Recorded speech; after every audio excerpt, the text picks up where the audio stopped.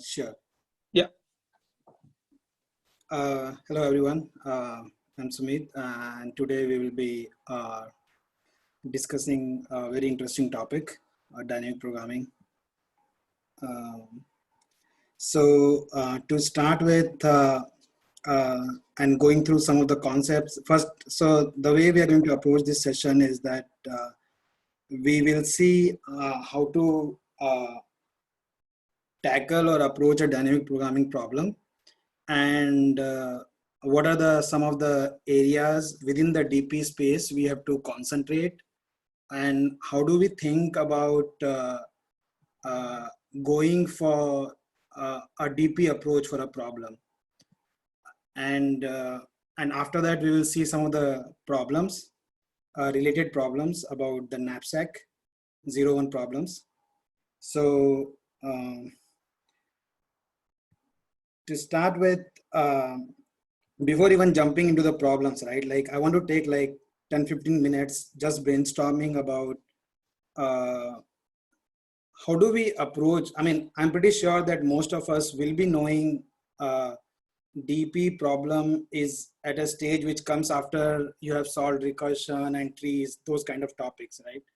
And every time we have a question like how do we know that it's a DP problem, or in an interview, how do we approach or think in that direction, right? So let me share my screen and then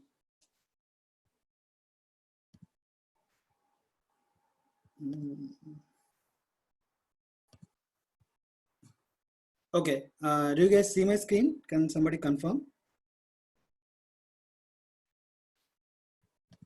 Hello? Yes, we can see. Oh, okay, sure. Yeah, so basically, whenever we see any problem, right?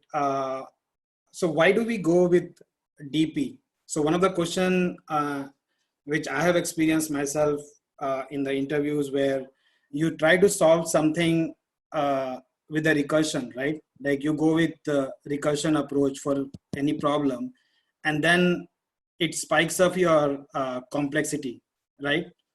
And that's when you are being asked that, okay, this question is like taking a complexity of exponential complexity or n to the power of something, right? N cube or n4. So can you really do it in a way which takes, which is space wise and the time wise, the complexity should be less. And that's when you go to DP, right? Where you kind of memorize uh, the partial solution of the problem, and and then you use that solution to come up with your final solution. So basically, what does that mean is, like, suppose I take a tree, right? And somewhere here, suppose okay, I want to find like this answer, right? I want to find like what is the value of this particular node. Okay. So in order to find the value of this node, it may happen that your problem has already broken down into a sub problem which needs a solution which you would have figured out by finding the solution of this node, actually, right? So basically what we are trying to do is we are trying to memorize, we are trying to keep the partial solution in a memory, and then we see that can we use that solution for getting our final solution. Okay. So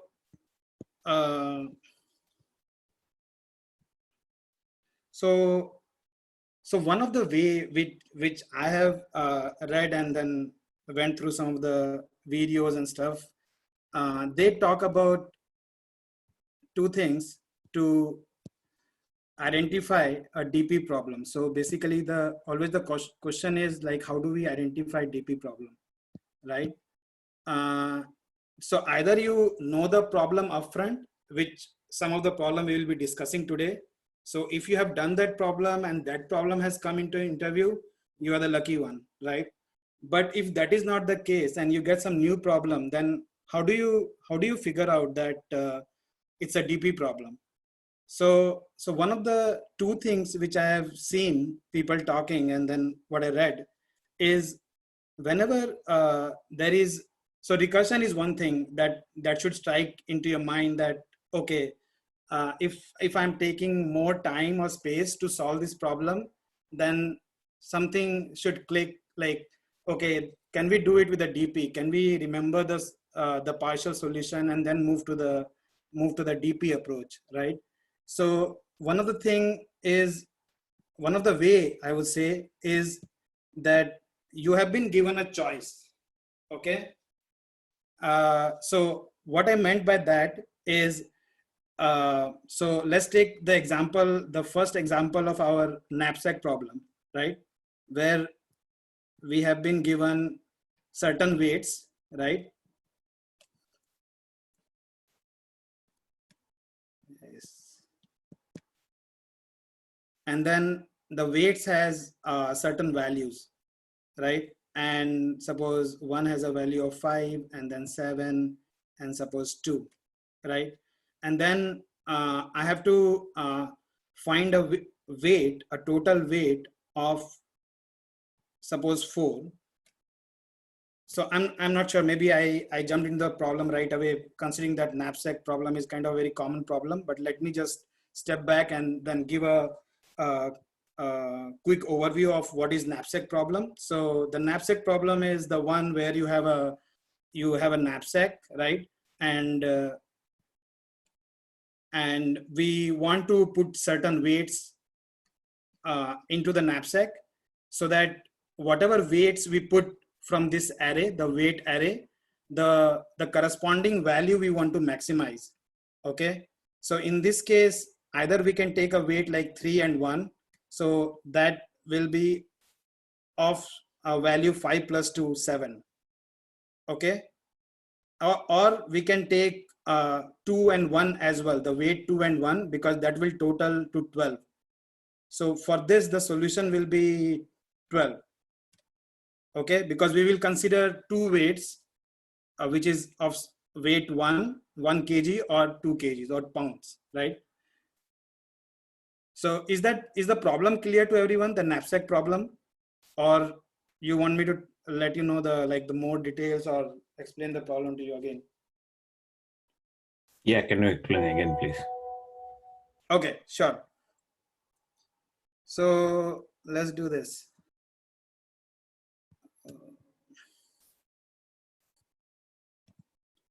So basically, in the knapsack problem, what happens is that we have been given two arrays, right? And a weight. Okay. So there is certain weight. Suppose I take a random number 7. Okay. And then I have been given array of weights, list of weights. Okay. And then it is associated with a value. So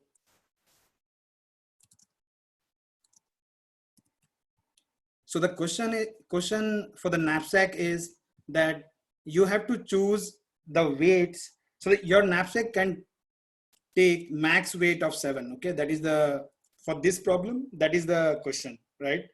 I mean, it can vary based on the question, but so what we want to do is we want to maximize what can go in the knapsack so that we can maximize this value, because for this weight, 9 is the value for weight 2.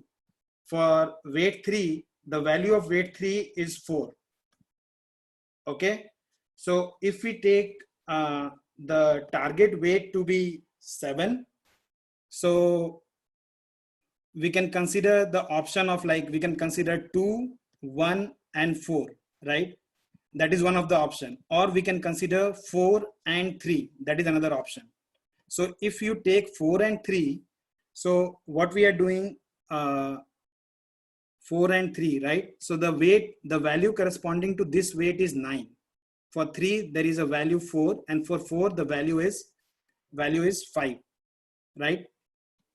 So the total value comes out to be 9 here. Okay. So far with me? Hello. Yeah. And the other option could be you take a weight 2, 1 and 3, right? So the corresponding value for 2, if you pick 2, 1 and 4, 2, 1 and 4, then the corresponding value will be 9. For 1 it's 1, and then for 4 it's 5, right? So the total value you will get with this combination is 15. So which is higher than our previous value, which is 9, right? So I think that is the best option we have. So for weight 7, you will consider the weight 2, 1 and 4. Does that make sense? And there was another option of considering 3 or 4 as well. Why are you considering weights 2, 1, and 4? That would lead you to a sum way over 7. Yeah, so that's a good question. So we have to get to the target weight, not the value basically. So what we are correlating this weight is we have to see this in the weight array, not in the value array. So we want to maximize our value, okay, being in the limit for the weight. That is the question. Oh, that is totally a different formulation than I understood. Okay. Okay. So it's literally like, let's say how many kilos does the item weigh, and then what could you sell it for? It would be like an example. Exactly. Yeah. Okay. What is the value for that weight and how much you can put in your knapsack, so that's the max capacity it can fill, but you have to maximize your the value for whatever you put in the knapsack. Okay, thank you. So you have to maximize this. Okay. So any other questions around the problem, like what we are trying to do here in the knapsack problem? Can you take fraction of weights here? No. For this case, we cannot. That is something we can talk more. Like there are 3 types of knapsack problem. So fractional knapsack is one of the category. So whatever we are talking right now is a 0-1 knapsack. So what does that mean is that either you consider that item fully or you don't consider it. Okay. Okay. So basically, good that you brought that point. So there are 3 types of knapsack. So one is fractional, and then there is a bounded knapsack, and there is an unbounded knapsack. Okay. So generally we solve the whatever you were asking, that comes under category of fractional. But most of the problem what I have seen or what we face generally comes under the category of bounded and unbounded knapsack. So the bounded knapsack is nothing but a 0-1 knapsack.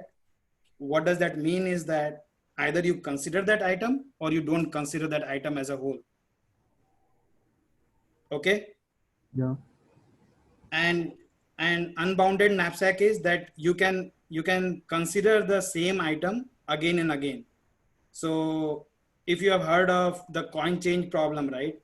I'm not sure if everyone did, but there's a couple of problems around unbounded knapsack, like a rod cutting problem or max number of ways you can get the coin change from a given set of coins, right? So here you can consider same item again and again, basically, right?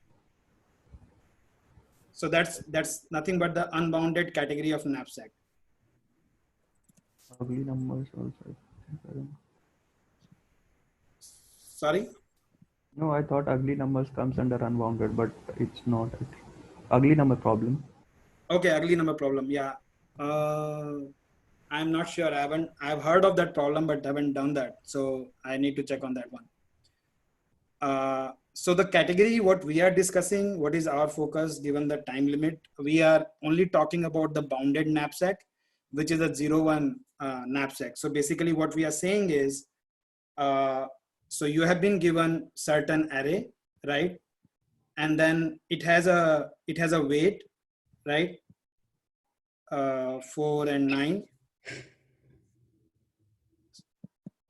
So what it says is that, do you want to consider this item?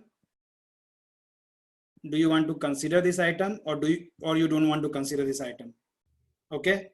So you make your decision based on that. Like if whatever is my target weight, right? In the previous example, it was 7. So if this item, can we consider 9? We cannot, right? Because this weight is higher than 7. So we make a decision, do we want to consider, which is 1, or we don't want to consider this. So that's why it's called 0, 1 knapsack problem. Again, then we come to this particular element, and again we make a call. Do we want to consider this element, or we don't want to consider this element, right? And definitely the other part of this problem is the value, right? Because we want to maximize the value, not just the weight. We just don't want to see what weight to consider, but that is based on the decision of what is the value for that weight. The 9, I mean 9 anyway we cannot consider because that is of the higher weight.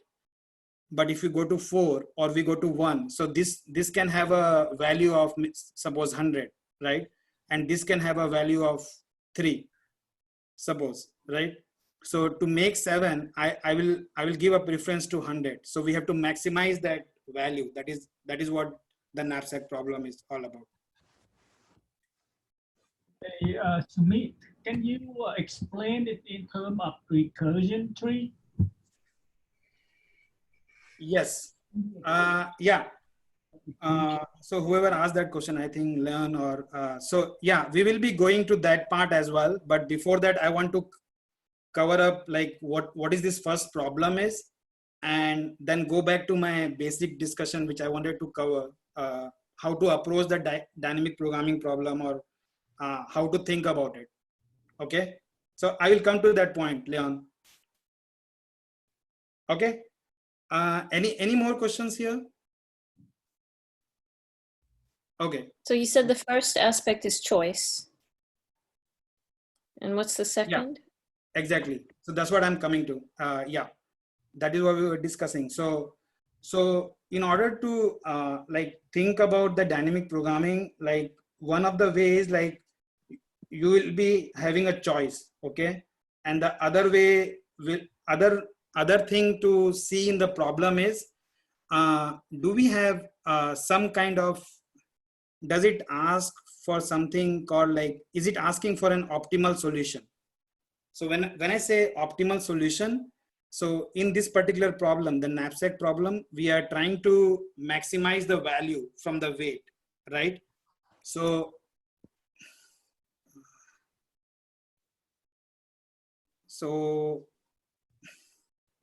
just a minute, trying to figure out how do I get to the pen again?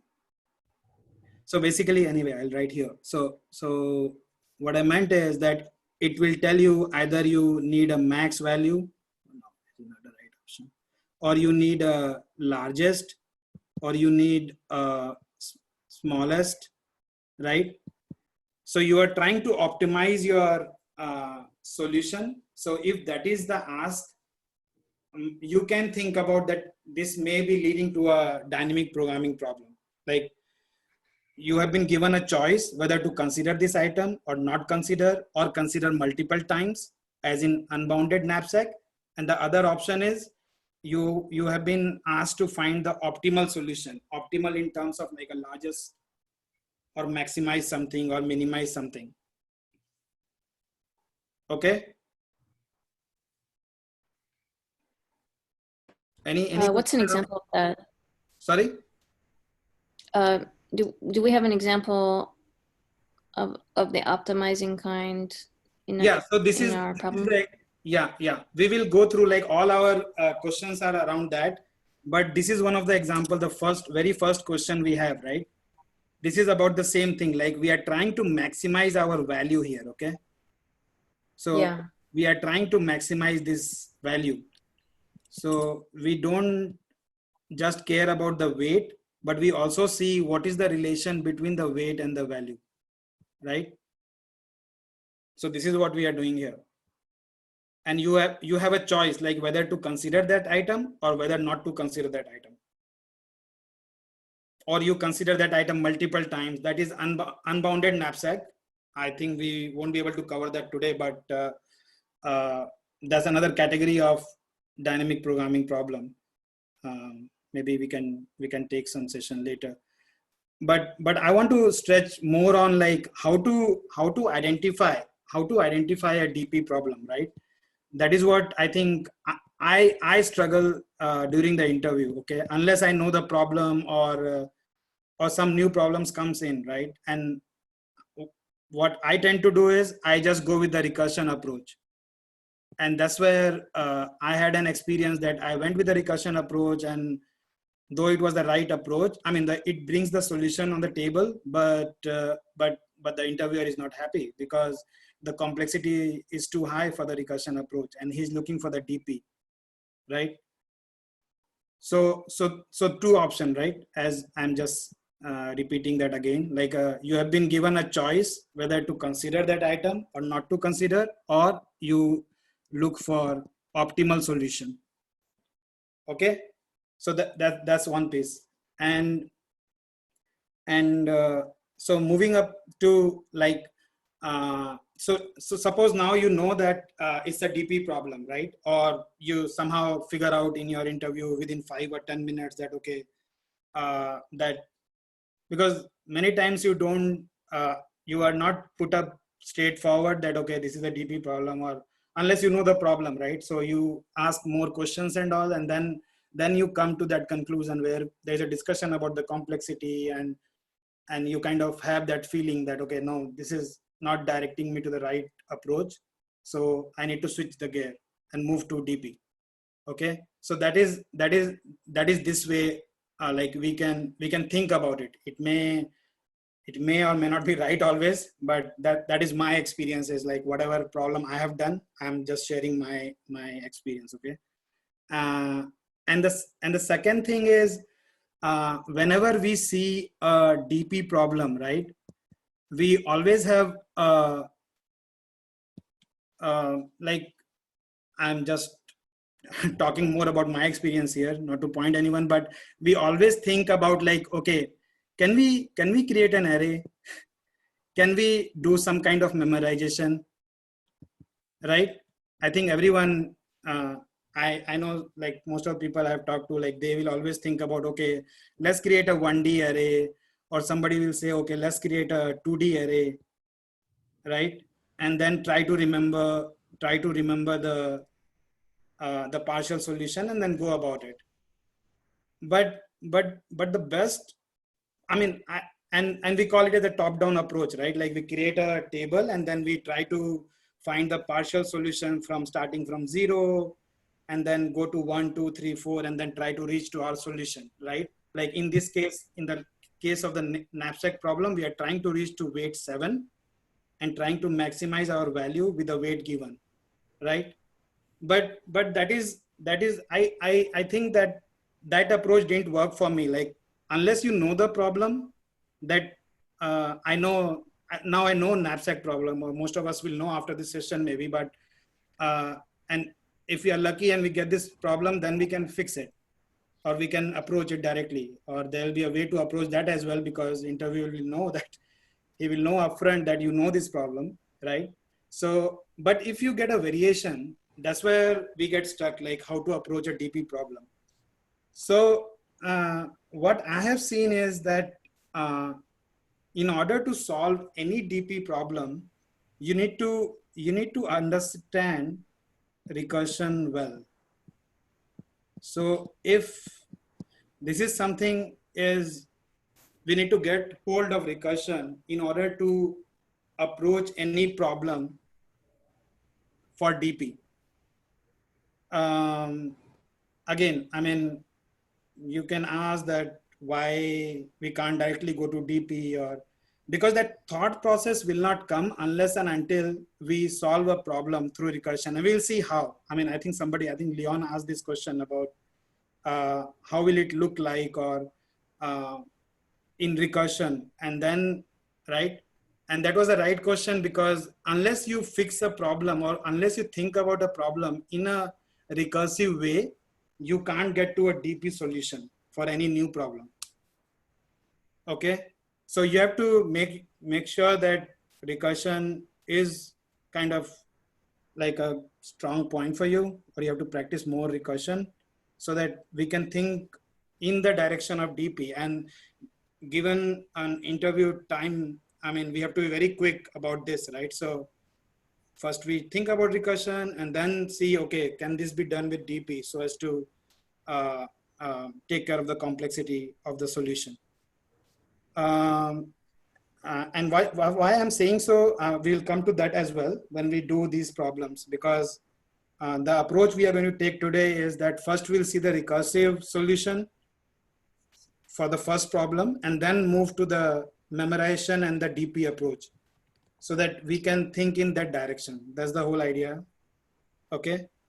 And another thing I wanted to point out is why I'm saying recursion. What I have seen is that whatever is your, I mean, other thing which I have been struggling a lot about DP problem is, what is my initialization condition? Like when we create a matrix, right? We create a matrix, and right. So for this problem also, I'm going to create a matrix for sure, like later when I go with the DP approach. And I'm always confused about this 0, 0 position. Like sometime I take it, sometime I don't take it, how to approach, and what to fill in here. That also I don't know. Like it's so confusing, and it's so important that unless we get this initial condition right, we can't approach any of the DP problem.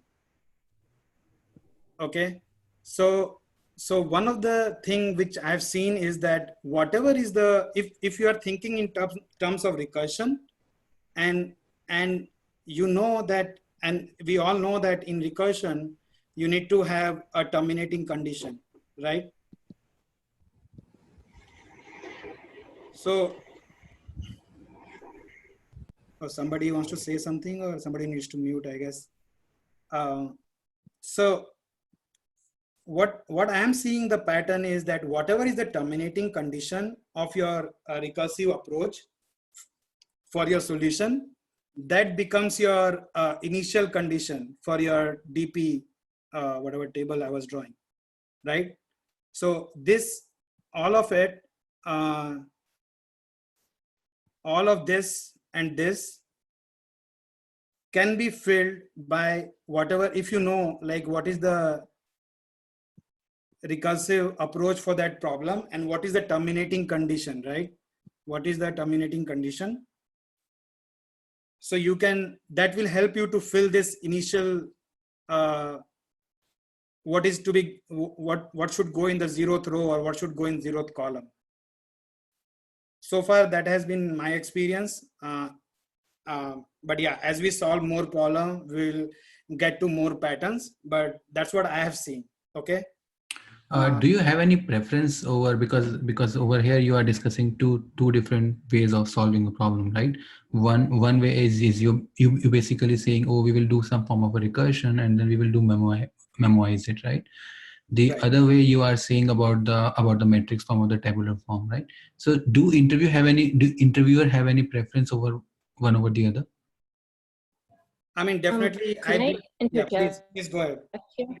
I think the question is, so when you do recursion, depending on the problem, there's a possibility that you're recalculating some sub-problem multiple times. If you end up in a situation like that, then you need to use dynamic programming so that you don't end up recalculating the same subset multiple times. I got that point. I That's, got that I point. think but that's the situation where you really need to use dynamic programming over recursion. I think a situation where you're not, I don't think that's where the the question. I think recursion it's doesn't do that, then it's not as important to move over to DP. Does that make sense? If Yeah, you go that- by I think that his question is top-down, referring no. to DP already, like using a specific method of DP, right?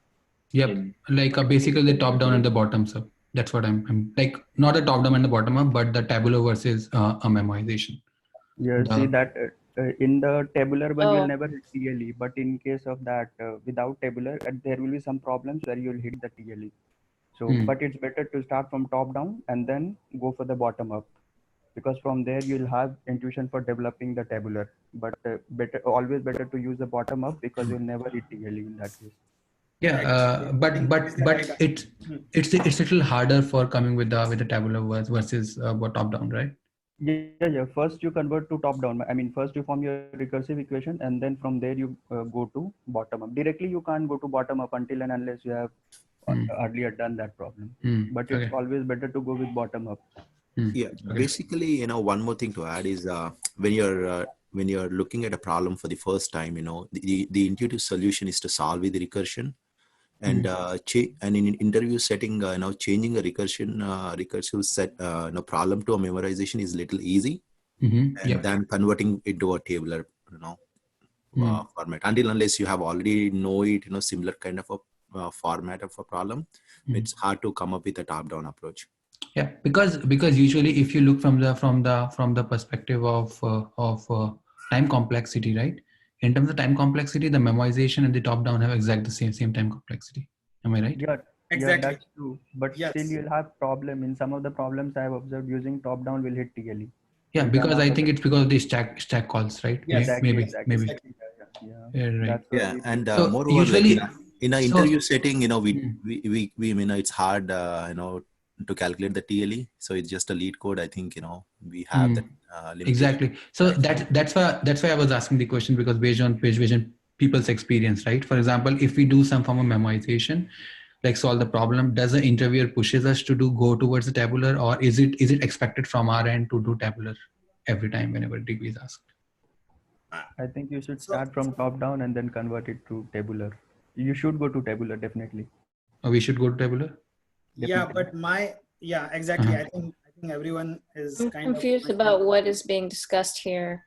Tabular sounds to me like an example of memorization.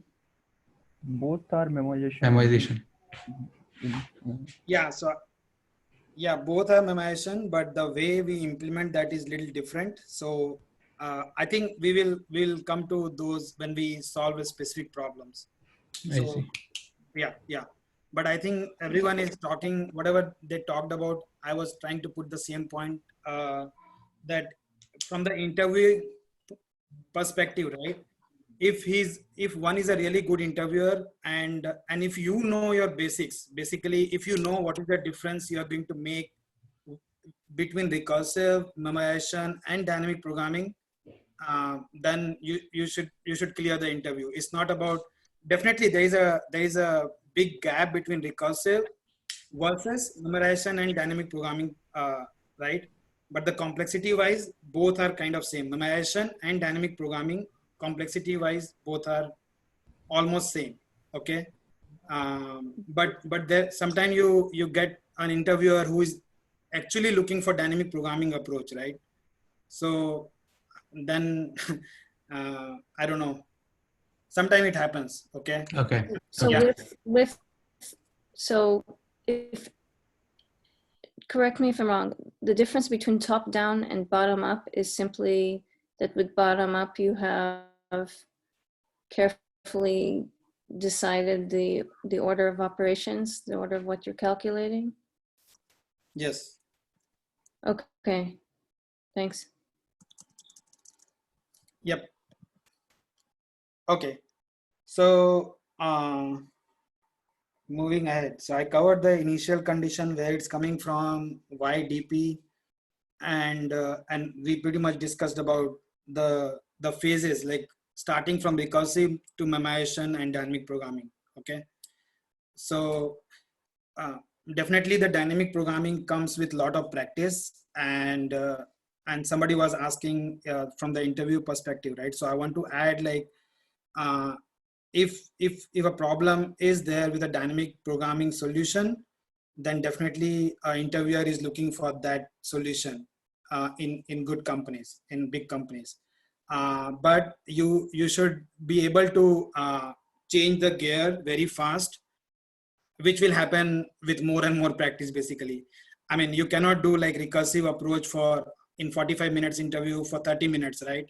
And then you say, okay, and then interviewer put that perspective that, okay, the complexity is too high, so how do you solve it?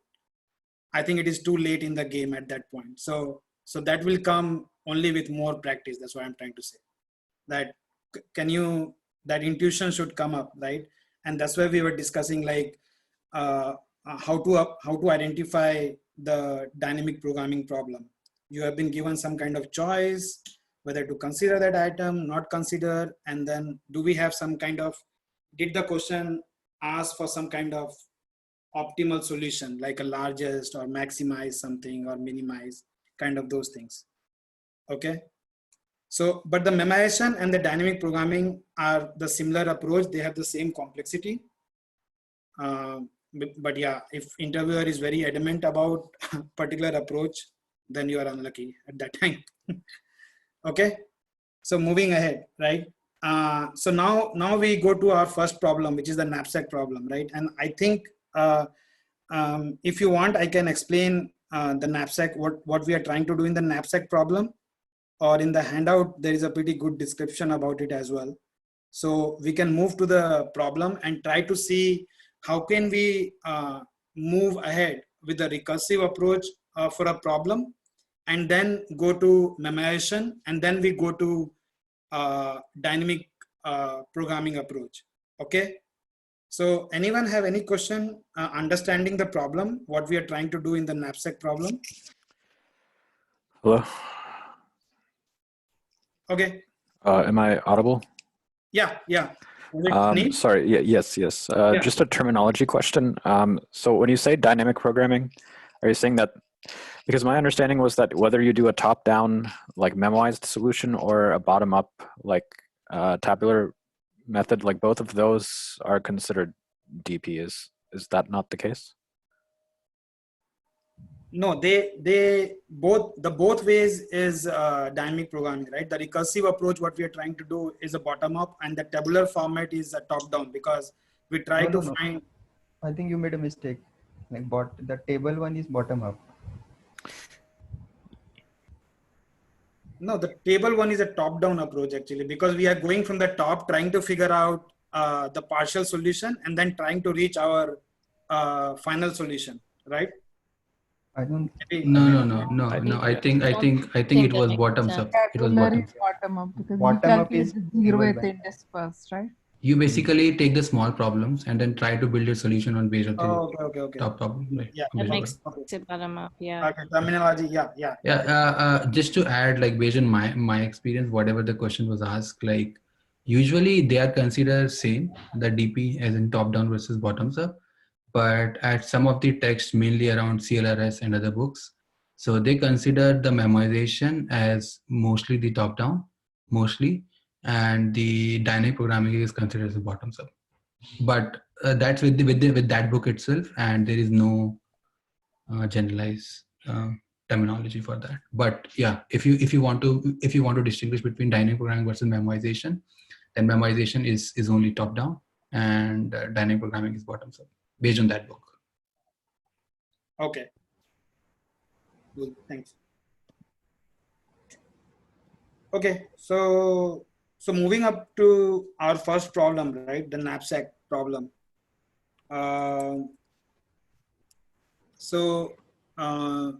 Anybody wants to like give a shot to the problem? Like first we'll go with the recursive approach, and then we move on to the dynamic programming approach for the problem, the solution.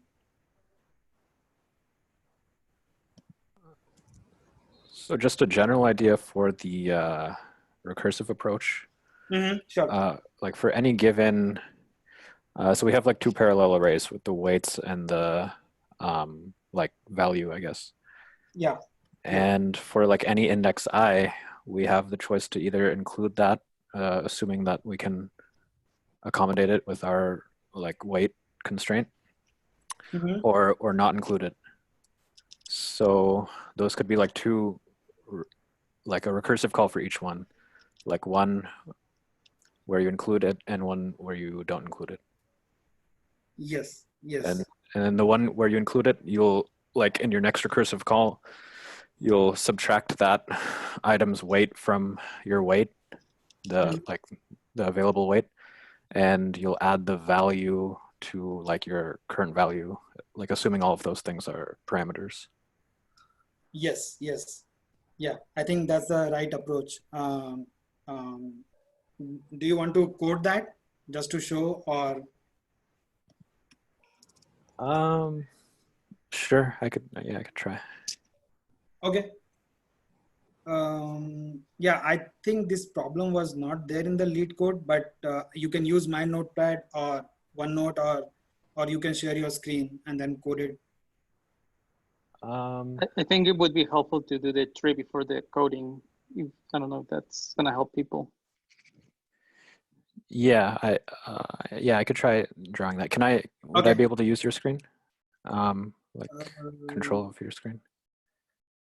You asked for the access, I think. Okay.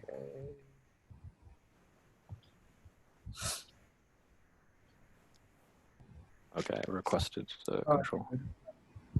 Do you have the control now? Yes, I believe so. Okay, so we can call our function, I guess I'll just call it knapsack.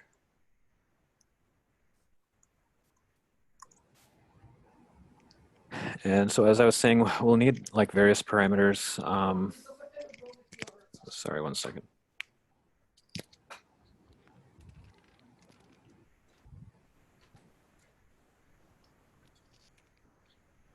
Sorry about that. Yeah, so our parameters here, we need assuming that we don't like have any global state, we'll need like all of these things like weights, values, and then I'll call it like a available weight, and then like maybe current value, like the current value of the knapsack so far. So I think that's what we need so far. Yeah. Oh yeah, and so somebody wanted to see so weights and values are the two arrays, right? The input arrays, and the available weight is the max weight which is given. Yes. Okay. Okay. And I think somebody was asking about drawing the tree as well. So like, let's say we're given this as the input, the like values here, just to illustrate what it'll look like. So the idea is that initially we'll call knapsack with WT val. Available weight will be 7 initially, and our value will initially be 0. And I think you also need a number of elements which you are, yes, the element current number which you are processing. Yeah. Yes, so like I could call it like the length. Yeah. Or current index maybe. Yeah. Okay. So the current index as well will be 0 initially. So from this call, since current index is 0, we're considering the 0th item in WT and val. So that has a weight of 2 and a value of 9. So for this item, we have the choice of either including it or not including it. So if we include it, then our next call will be, so I'll put tab to mean like 1 recursive level deep. So we still have the same WT and val every time. Yep. But this time our available weight will be 7 minus 2, which is 5. Yep. And our current value will be 9, and our current index will be 1. So that will be one case, and then the other one, so this is the case that we don't include that first item. So we'll have our same weight, same val array. And in this case, we didn't take that item, so our available weight will still be 7. Our current value will now 0. It'll be 0. Yeah, thank you. And then index will be 1. Yep. And then so each of these will have 2 calls as well until we reach some like base case, which in this case either available weight has, I guess for the base cases, we could check that either available weight is less than or equal to 0, or current index is larger than the size of the value and weight arrays. Yes, yes. Because you can hit to a condition where you're like you have a weight 8 there, right? So which is greater than your required weight. So you won't consider that. Yeah, exactly. So if that part is clear, I mean, I can maybe jump to the code, I guess.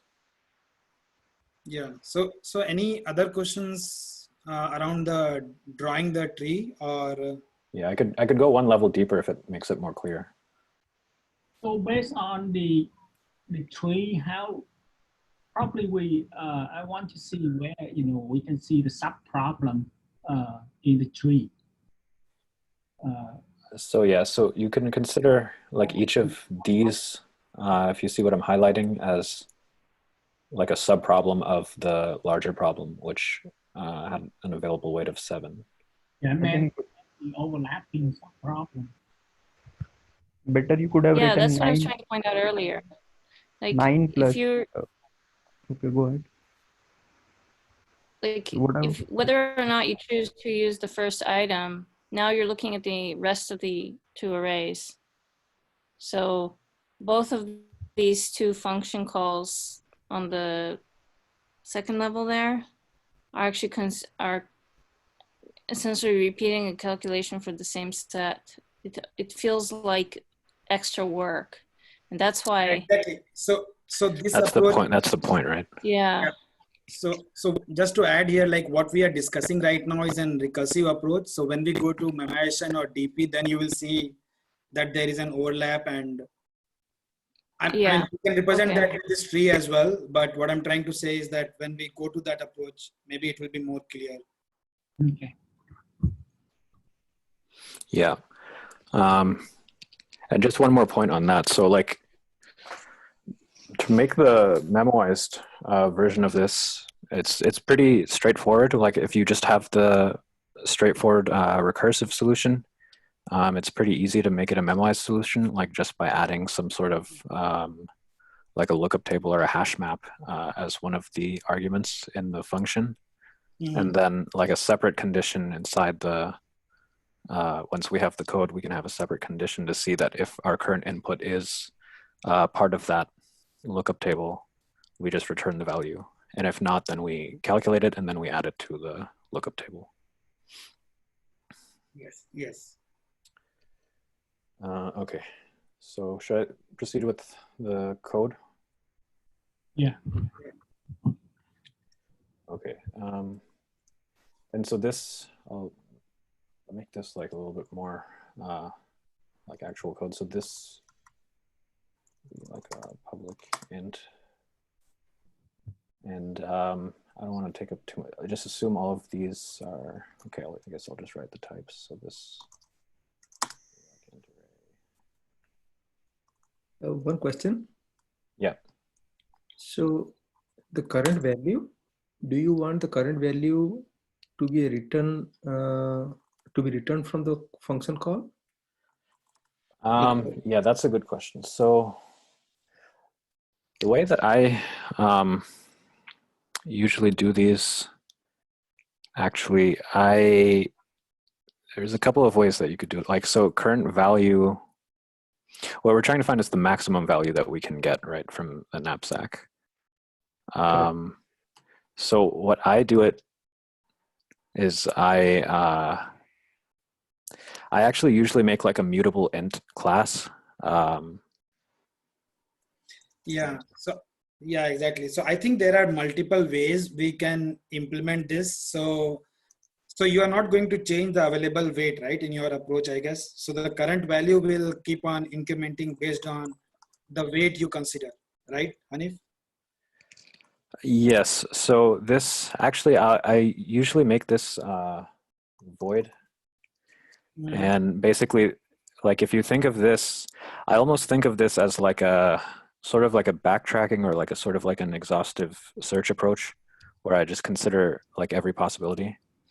And then I have this mutable int class, which I can have as a parameter. So this is the reason of using mutable int, first of all, is to avoid having a global variable. But if we had a global variable outside, like max value or something, that would essentially serve the same purpose.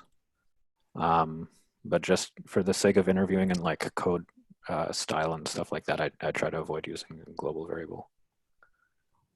But this value is what I'll be setting inside here. Like somewhere in here, I'll have like if a statement like right max value equals math.max of max value and current value.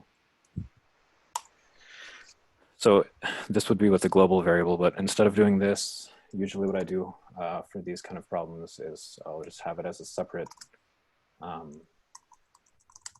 parameter or max value. Yeah. And then you can assume that there's like a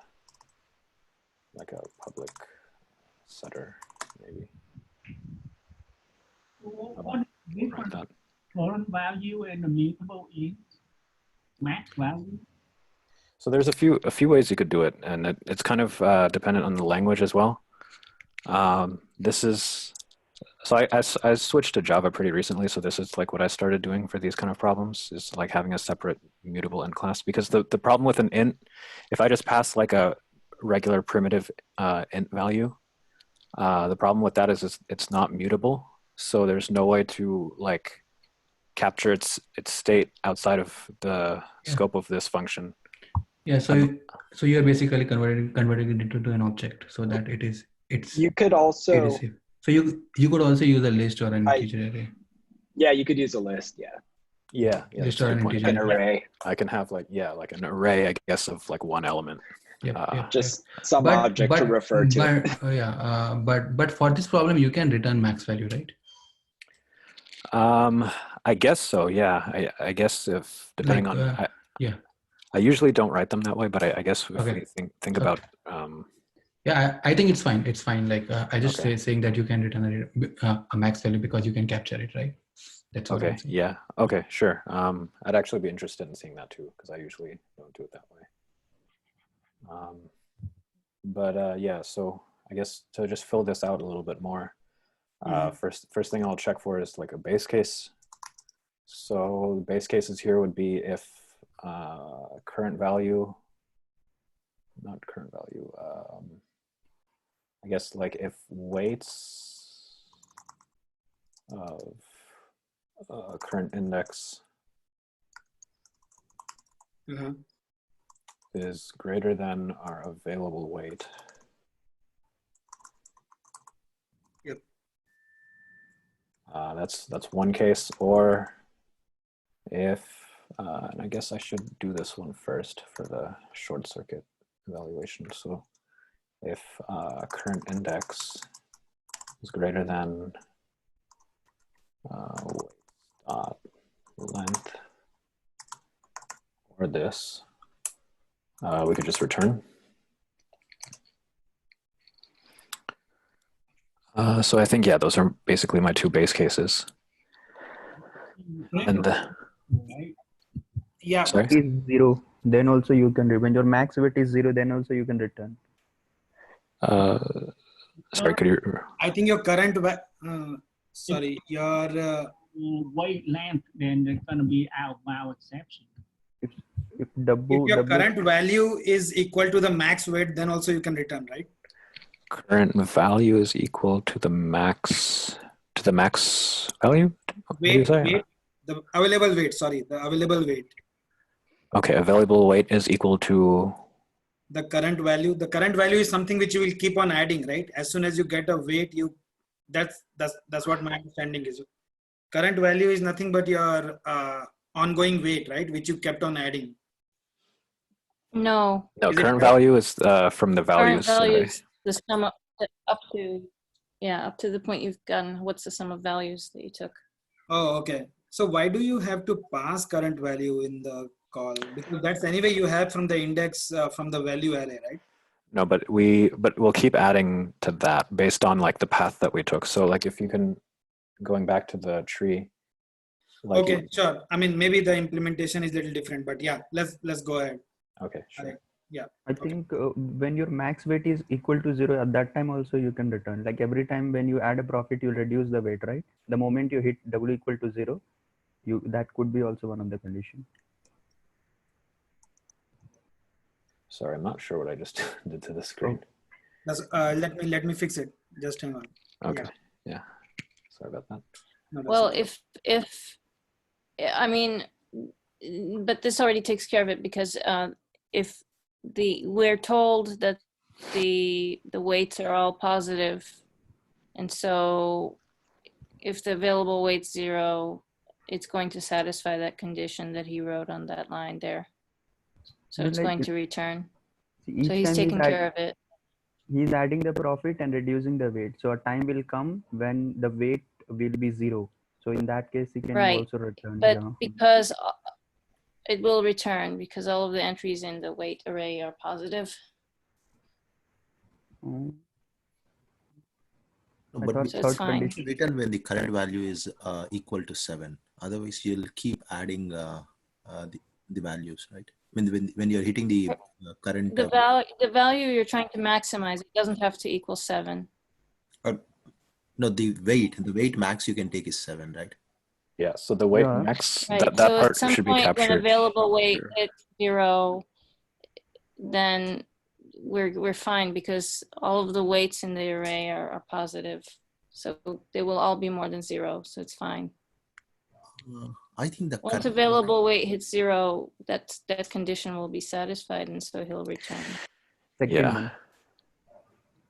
Are you talking about this condition? Yeah, I was saying that. Yeah. Now that I think about it, we might not necessarily want to return right away, because there could be something after this element that we could include. Yeah, but if you sort it, then they will not be. Yeah, true. But it's going to be, you're going to end up in a situation where, like, you're going over all the possibilities in your recursion, so it's not going to be an issue, right? But I think it depends on whether or not you include it or not. Because you're reducing the available weight, right? So where are we checking if the available weight? Okay, I think maybe it'll be more clear if I write like finish writing this. But I think we might need to revisit this condition. Yeah. I think we should let him complete, and then we can. Let's complete the code and then. Sure. Okay, so yeah, so basically we have 2 calls then to Knapsack.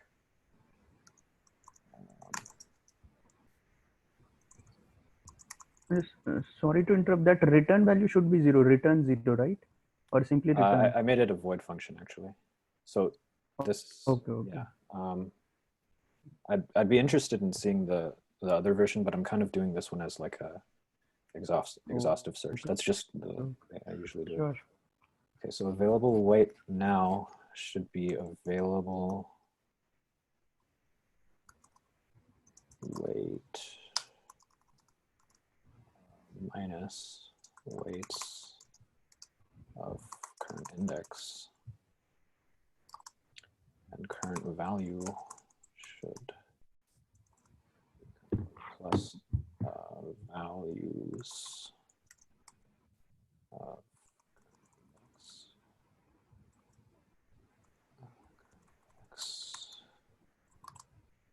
plus and the same max value. And so that's one case there. And then the other one,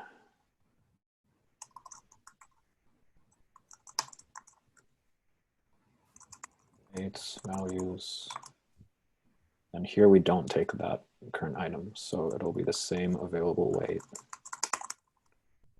same current value.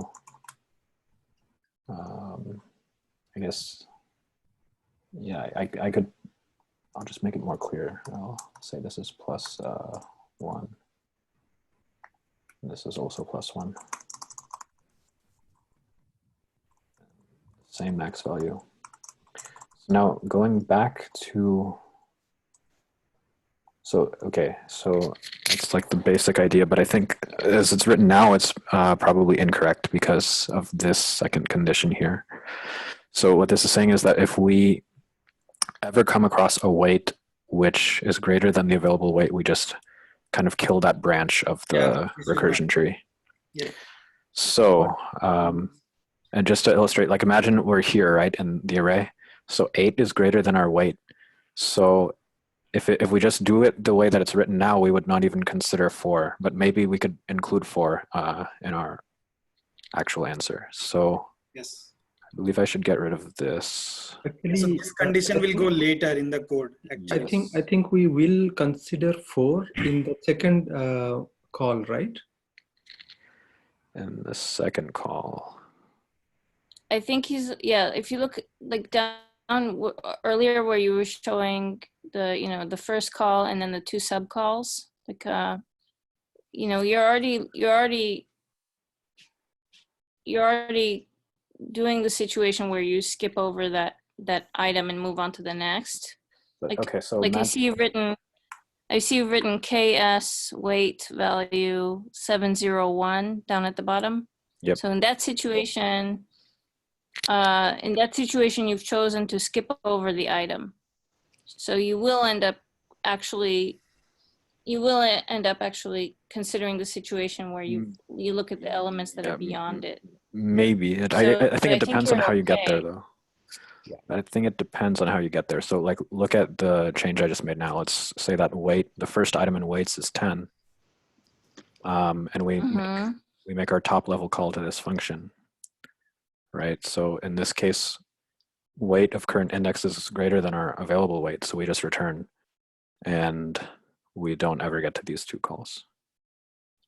No, I'm saying this. If you look at, so when you make, what you're wanting to do is see how he's listed those 2 calls there. You're wanting to do a call with where it's you know, 10, 9, 1, and another call where it's you know, where 7 is left. So what I'm saying is you want to actually see, he's saying, look at the situation where you do choose to take it, in which case you can't choose to take it, so you're just going to return, and the situation where you skip over it. So if he can formulate it in such a way that he chooses both and then eliminates an option, then it's okay. I guess so. Like, so the condition should be before first knapsack call, right? The weight of current is greater than available weight. Yeah, or yeah. I think it is better to see that the available weight should be, if it is less than equals to 0, then we should That's return. one condition we need to add. And yeah, whatever you highlighted, that one should be at the first knapsack call. Yes. So I believe, yeah, that'll be a little bit cleaner. Yeah. So that way, like, even though like if you have a first value 10, you will not terminate the loop. Yeah. Is so if it's greater than or equal to the value or the weight of Current index.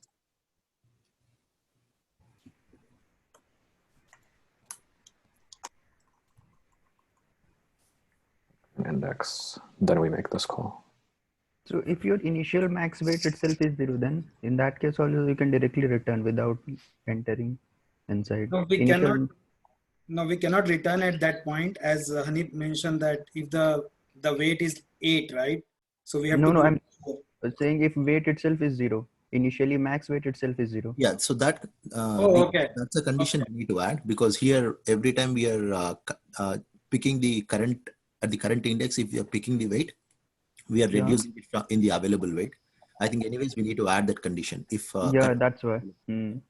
Your initial weight itself is 0, you don't need to enter inside this if the initial, you mean if the available weight? Yeah. Okay. Available is initial max weight, right? Okay. Yeah. You can say less than or equal to 0 because you are reducing the weights. Right. Okay. In fact, I would say with this condition, available weight less than equals to 0, we don't need the if available weight greater than equals to weight current, because if you just let that call go unconditionally, then then it will hit this the condition that we just now wrote. No, we may get into some situation where your weight is like, maybe in dot max, the available weight. So then you get index out of range exception, right? Yeah, we need all the 3 conditions. Yeah. Index. I think we don't need the second if, right? Because if it goes recursively, and then definitely the available weight gonna be less than or equal to 0.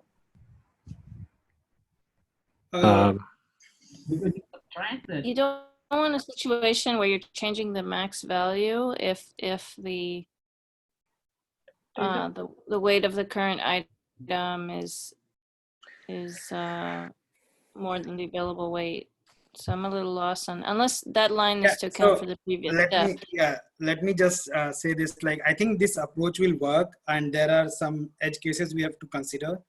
But I feel that with the given time we have, we are kind of a little bit deviating from the DP approach of the problem to the recursion. So Hanif, how about like whatever I have prepared the solution, I go with that, and so that that solution will help me drive towards the DP approach. Okay. Yeah, sure. But this is the right approach. But what I'm saying is that since we are trying to figure out things, just with the interest of time, I'll move ahead with the solution what I have, and then go to the dynamic programming approach. Okay. Yep. Yeah. Definitely this will work. There are some edge cases we have to consider, and I think we are on the right path. Okay. Let me stop the control. Okay. So just I want to share definitely, as I said, like whatever Hanif was coding and everyone was chiming in, that was really great, and that will give the solution. But just the way I have prepared the solution, and it will drive us towards the DP approach, I would like to present that, because we just have 45 minutes or right. So the way I worked out of this solution is, it's pretty much similar approach. So anyone have any thoughts, other thoughts which they want to share? Okay, then I'll go ahead with the solution which I have in mind, and then we can talk through it. Okay. So it's a similar thing, but the way I approach this problem is starting from the nth element. Okay. Not from the current index as 0, the way Hanif was doing, which is also right.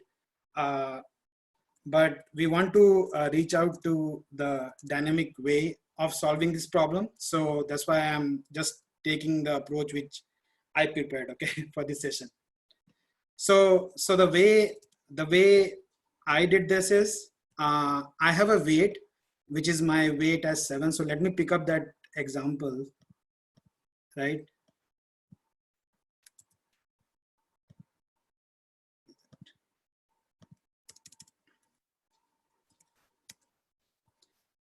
Okay, so what I'm saying is this weight W is nothing but my weight 7, and these are the 2 arrays which I'm passing.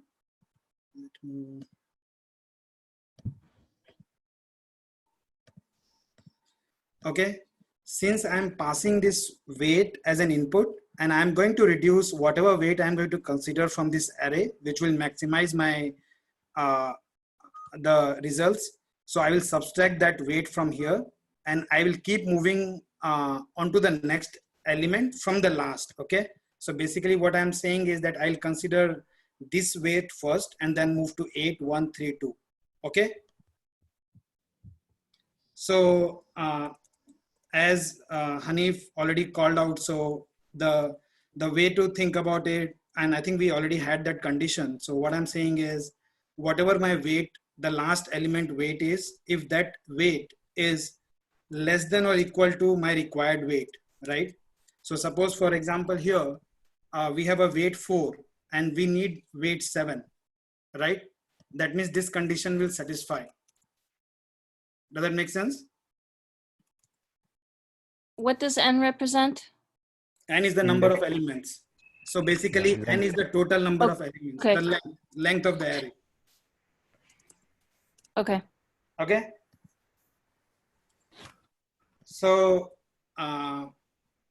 so this will be definitely one of my condition. And as we were discussing in the previous solution as well, that if my weight for the last element is less than my required weight, so 4 is less than 7, that means I have to consider that element, right? If that is not the case, that means I don't want to consider that element, which will come in this scenario where the weight 8 is greater than 7, right? So what I will do is, as I mentioned earlier, that we want to consider that item, or we don't want to consider that item. So basically what we do is we just pass the weight array, value array, and then we pass the same weight because we are not subtracting that weight, the original weight. So whatever the weight was at that point, we pass the same weight. Basically it's a return. So we are returning here. In this case, it's not a void. We pass the same weight, but we don't consider that item. So basically I'm doing n-1 here. n-2 it should be no. Okay. Sorry?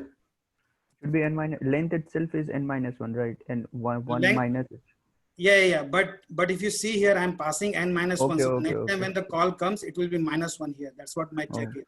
But Okay. that's the other way we can solve it. The way you are saying, that's the other way we can. I've seen that implementation as well.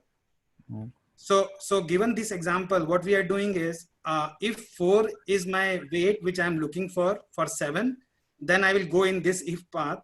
If not, then I don't choose this item and then move ahead, basically, right? So that will come for the weight 8, right? Yeah. Make sense? Yeah. And what we are saying is that now we want to consider since we consider this weight, so basically what we are saying is we want to consider this element value from here because we have considered this weight, right? So for 4, we are considering 5 as one of the value which we want to consider going forward, right? In our recursive call. Okay. And then we make a call to the same function again. Since we consider this particular weight 4 from 7, now we only have to find whatever is the remaining weight value. So what I'm going to do is I'm going to call knapsack again with the same input, right? And this time my weight will reduce by whatever weight I have considered, which is because I have considered this weight, right? Because 4 is something which is less than 7. So I'm considering this weight and trying to see its value, adding it to my result, right? And then reducing that weight from my total weight, basically target weight. So the target weight was 7. So the next call when it comes here, since I considered 4, so next time it will be called only for 3. Okay. Does that make sense? Yes. And the next element we consider is n-1 again, which is same condition as this guy. Oh, sorry. Same condition as this guy, because I have to move ahead in the recursion, right? But now what we want to do, okay, so we want to maximize the result, right?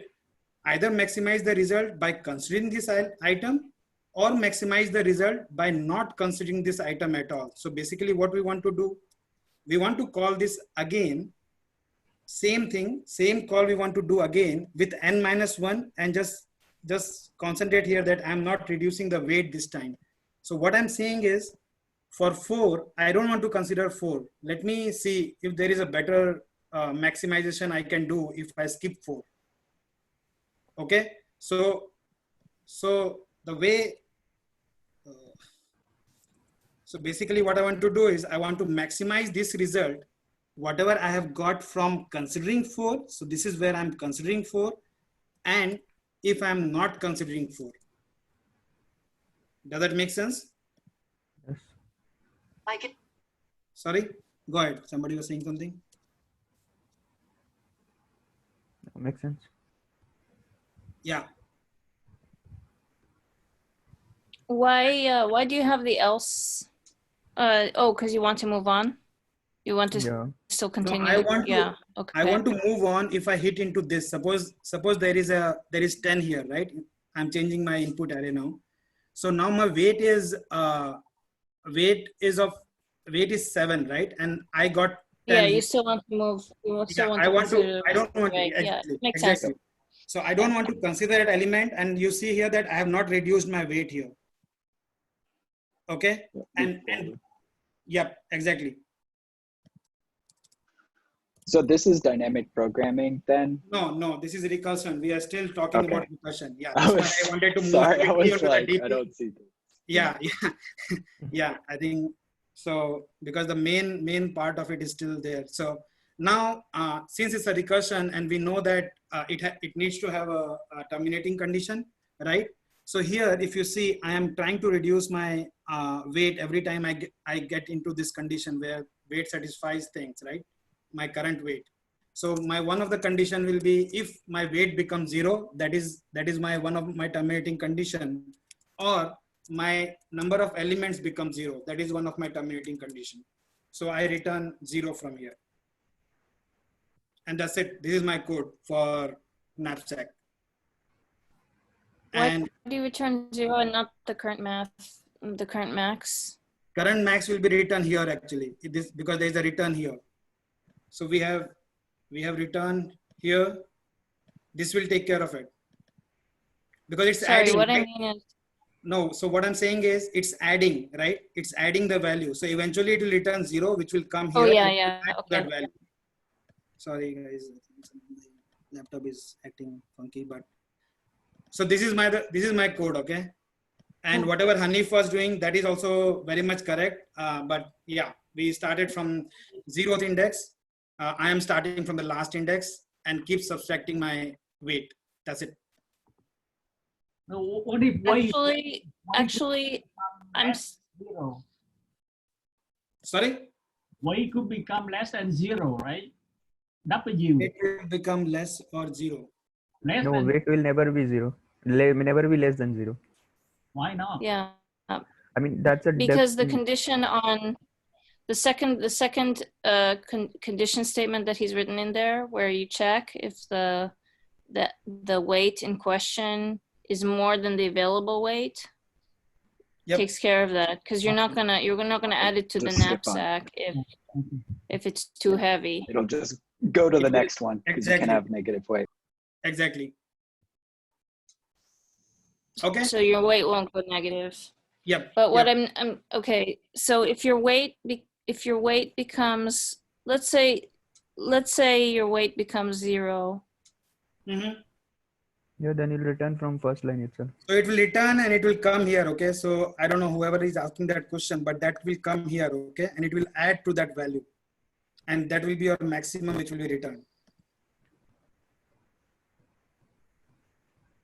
Does that make sense? Yeah. Cool. So this is a very simple code, which I found basically. And only thing to look for is that I'm calling this same function here again by reducing the number of element. Okay. And only when I consider the element, that's when I try to consider its value, and then I reduce that weight from here. Okay. So just to quickly, whatever we discussed earlier, the choice thing, right? So I had these elements 2, 3, 1, 8, 4. right? So again, so first rule of identifying a DP, like do you have a choice? So do you want to consider 4 or do you don't want to consider 4? Do you want to consider 8 or do you don't want to consider 8? And then, and at the same time, you keep track of the value which you are considering. That's it. Okay. So this is what we talked initially. Yeah, go ahead. Is a problem? Sorry? Where is the overlapping sub-problem? You have to draw the tree for that. That's what I think Hanif drew, right? No, in Geeks for Geeks, if you open this page there, they have shown the tree overlapping problems. I mean, Okay. Hanif showed it like in a statement, but literally like a tree. If you open the page, Knapsack 01 Geeks for Geeks. Yeah, I'm pretty sure that it's there. A lot of, they have drawn the tree and everything. Yeah, but there you talk about the interview, right? We look at the recursion right here. How do we know that, you know, if our recursion gonna be, you know, we're gonna solve the same problem and again. Yeah, we are, right? You can. Because yeah. So take a look at the example he has. Let's say he takes no, the 4. actually, yeah, exactly. So I think there is no need to draw the tree, but if you see here, suppose 4 is here, right? And suppose 4 was here multiple times, right? Suppose 4 was here multiple times, and then you keep going, and then you try to find 7 minus 4, right? In your next recursion. That gives the visualization of your tree. So basically you're trying to find the value of 3 again and again, and that is what we want to avoid. Does that make sense? But this would happen even without the repeated 4s. Yeah, it can happen because, yeah, it can happen for sure. I just gave the example. That's it. It can happen for sure. Does that help, Leon? No, by look at the recursion alone, can we identify that could happen? Like yeah, so function, you know, alone. I think we have to go through the recursion as a topic as a whole for that, because in recursion that's what happened, right? You reduce down to a value where you're trying to get to the same value again, and you're trying to fix it again, right? Yeah, unless we actually find that overlapping sub-problem, we cannot think this is a DP problem. Okay, let me share the screen just for a minute. I'll show you. Okay, sure. I think I opened that page, whoever is talking, but I'm not sure. Is this? Yeah, this is the one, right? Right here. This is the what you're saying? I'm not in screen. You are showing the code only, right? No. Yeah. Oh, okay. Sorry. I opened. I didn't share this window actually. I guess what he's asking you, it doesn't appear to be the case that you are caching anything. Like, so it seems like you're making some function calls more. Yeah, we have not come to the solution more than once. Yeah. We have not come to the That's why I solution. got Remember, confused we are before. right here. We are right here right now. Still recursive. Even Yes. for a top-down approach, you need to save some information. Yeah. That's you true. need to memorize or do it some other way. Have a Exactly. cache. We are not there right now. That's what I'm saying. Okay. Maybe just in the interest of time, we should just like Yeah, exactly. see the Exactly. I think, memoized. yeah, Let's do it. maybe Leon, we can talk about it over the Slack channel, whatever the questions you have. Yeah. But it's more of a recursive thing which you have to brush up more, I guess. That's where you will see that, or you have to debug this code. I mean, I'll post this code and then you have to debug this code because we are running way too late and I have a lot to cover. Yeah, remaining we can do next This week. code here does not guarantee that you don't make the same call twice. yeah, that's a I whole think that's what is it Lion or Leon is saying.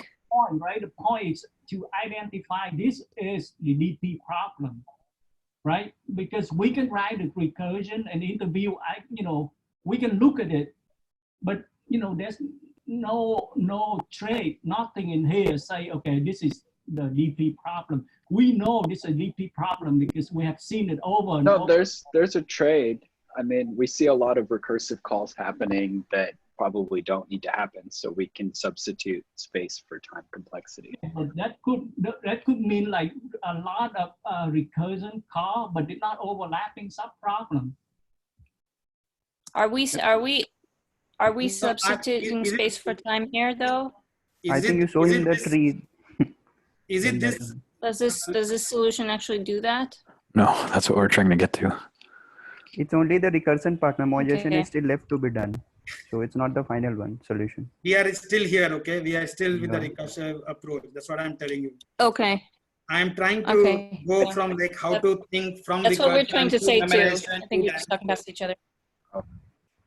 I don't know if there's other like intuition to help with it, but definitely seeing the dynamic programming can give us some more insight.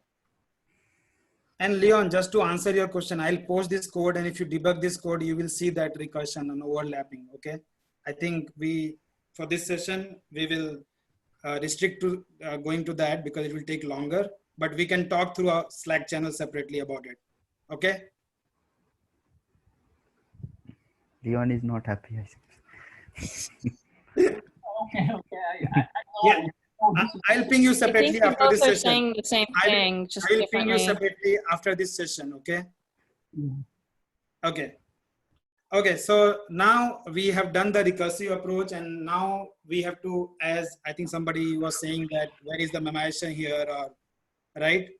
So that's where maybe that will also give some clarity to learn as well. Maybe not, but let's see. So in order to, now what I'm going to do is I am going to take this solution, and so considering that there is a overlapping here, and we want to fix this problem by memorizing some of the inputs, right? What we have solved earlier, we don't want to call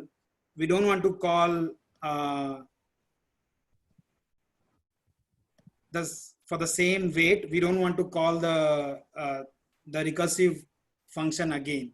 Okay. So in order to memorize, some of you might have already done that, but the approach is very simple. What you do is, okay, before that, I missed one point which I wanted to talk in my previous approach, that how do you build your matrix?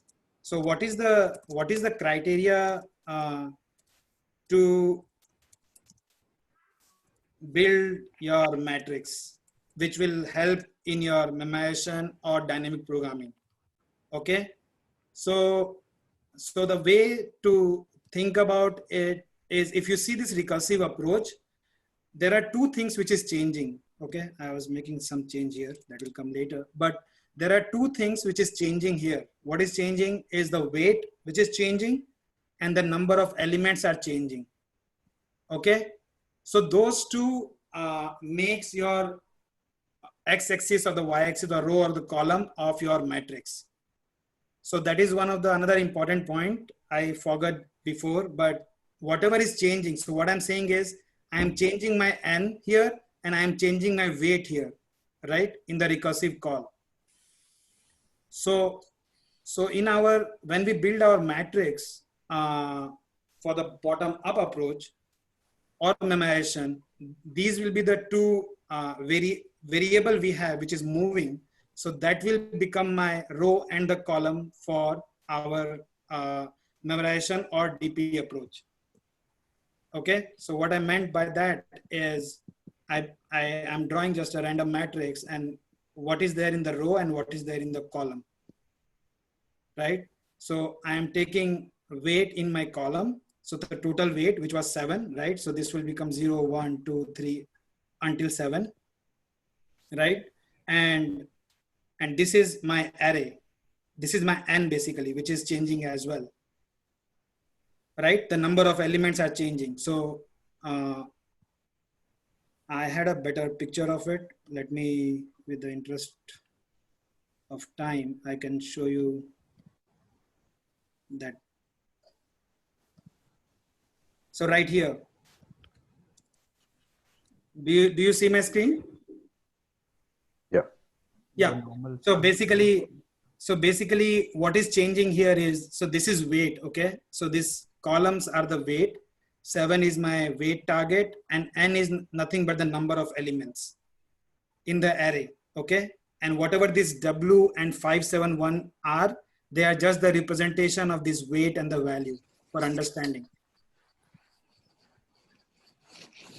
Okay? So that was another point I wanted to bring, that in the recursive The top one function. is value, right? The horizontal Sorry? is value. Sorry? Somebody said something.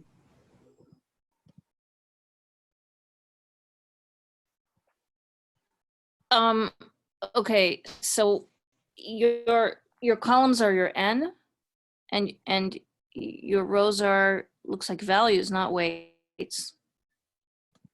So basically my rows are the number of elements basically, right, in the array, and the weight is nothing. This, I mean, yeah, either way you say, basically what I'm trying to emphasize is this is my weight, okay, and this is my n. When I say n, so basically I will, when I build my matrix, I will consider 0 element from my index, then 0, 1 element from my index, then 0, 1, 2 element from my index, 0, 1, 2, 4 element, 5 element, and this is how it goes.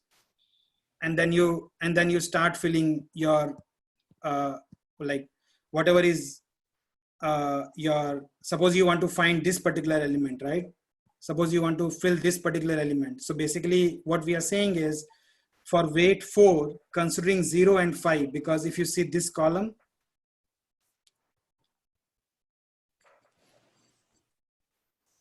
so suppose you want to find this, but this particular, the value for this item, right? So what this indicates is that I am interested in weight 3, considering element in the array 0, 5, 7, or weight 1, 2. Does that make sense? So basically what we are saying is, I'm interested in, I have 0, 5, 7 in my array, and for weight 3, what is my value? So that will be filled here at this, and this is how I want to find this one, the last one, because for weight 7, I am interested in considering the whole array, and I am interested in this weight, and this is what I am trying to find here. Does that make sense? Any questions? Okay, so I will move ahead.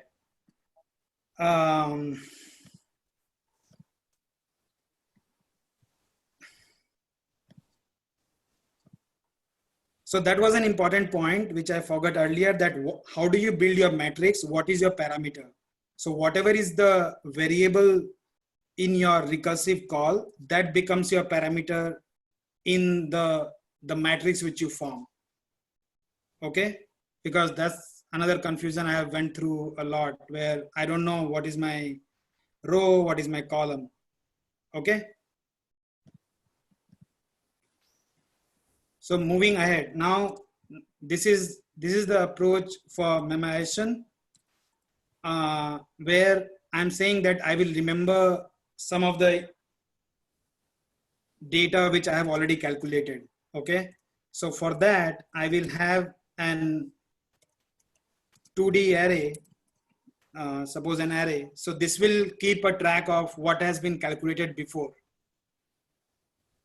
Okay.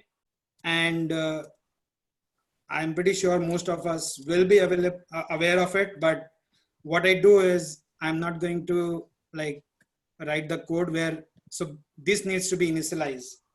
Okay, the array needs to be initialized like with -1 maybe, right? So that is what I can check. So I took the same code. So that's what I wanted to call out. Weight was my row and the column. Either way, I think we can do either way. That's not a. So we are still not talking about the dynamic programming. We are talking about the memorization, right? Whatever the recursion is calling and calling with the same weight again and again. We want to fix that. Okay, so I call my, so why I'm making this check, because -1 was already this array which is keeping track of the earlier calculation. If it is being set, then we don't even call the recursion again. Okay, if it is not, sorry. Do you want not equals to -1? Yeah, different. Oh yeah, sorry, not equal to -1. Yeah, I think you want. Thanks. Because if it has some value, then you. Exactly. So otherwise what I do is whatever I am returning, I just set my element before returning. Basically, whatever my n is. So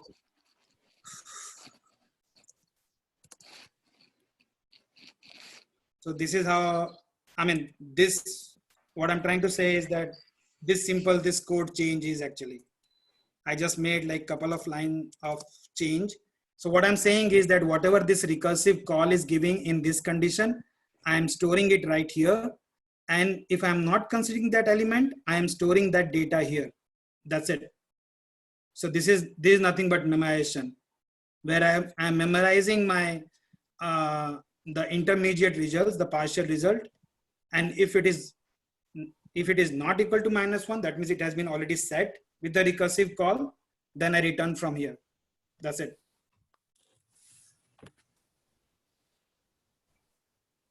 So I took the same code and I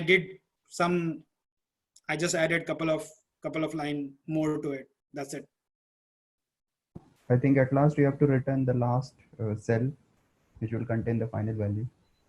Not here, but wherever I'm calling knapsack. So my array will be having that NW value, right?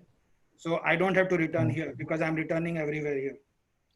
I mean, there is another way of doing the same thing, right? You can write this recursion, even just as Hanif mentioned, right? You can pass void and have some global variable and set it, and in your main call, you can just return this n and w and n, whatever. Yeah. Does that make sense? Yeah. Okay. So and finally, now after we have done this, now we are coming to the DP approach. So where I am taking the same code again, okay, and I will be making some modification to this code, and that will become a DP code as well. So you see the move, like we went to recursive approach, and then from there we went to memorization approach, where we just had to add a new parameter, which is a tracking parameter. And it checks for the overlap. If something has been called before, you call it again. I mean, you don't call it, and then you return the value of it. Okay. And finally, coming to the DP approach.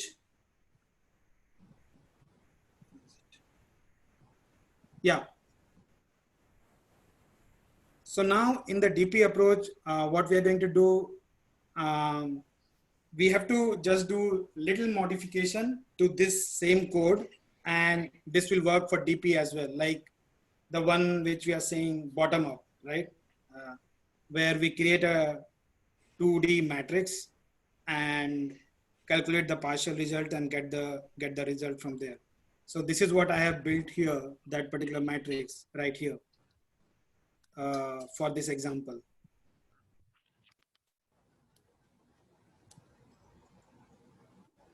Right?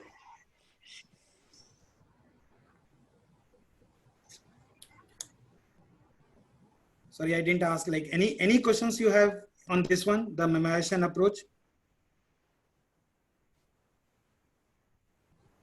Okay, so I think we are good. And then,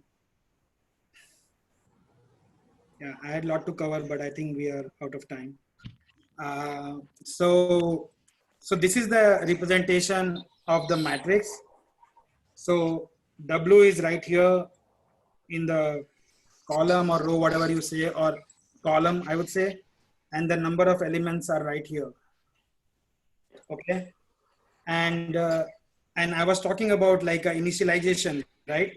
If you remember what I said earlier is that whatever is the recursive terminating condition, that becomes your initializing condition in DP. So what I meant by that is, if you see my solution, this is my terminating condition. W is 0, N is 0, then you return 0, right? So I go to my this particular array, and then what I do is, I mean, this is something we can discuss as well, but this all becomes 0 for me.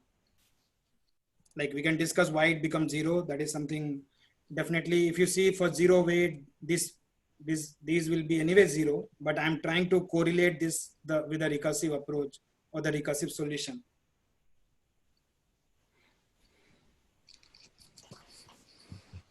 Okay. When we have a different weight, but we are expecting 0, that means the answer will be 0. And when we don't have any elements, that means all the answers will be 0. And that is nothing but which is coming from our recursive terminating condition. This is also very important. I mean, whatever I have seen, it may happen that this may not be true, or like I have not solved enough problems of DP yet, but this is what my understanding is until now. Okay. So now moving forward to filling up this matrix, right? So the approach pretty much remains the same, whether you want to consider this element, or if you don't want to consider this element, then move ahead with the next element, right? So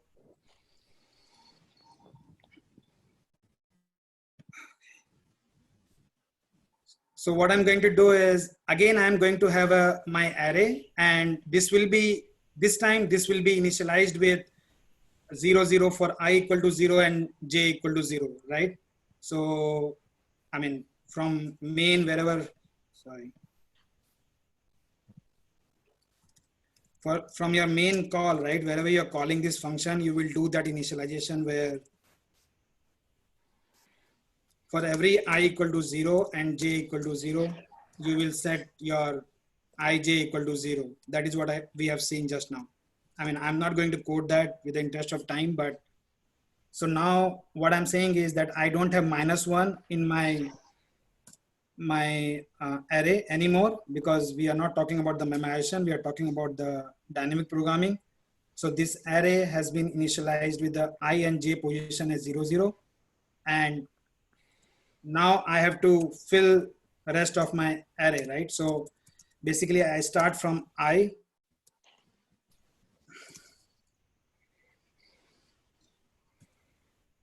and one more thing is, we know that this array will be initialized with n+1 and w+1 item, right? Because the terminating condition takes 1 row and 1 column. So this array will be initialized with an extra space. And then I try to fill my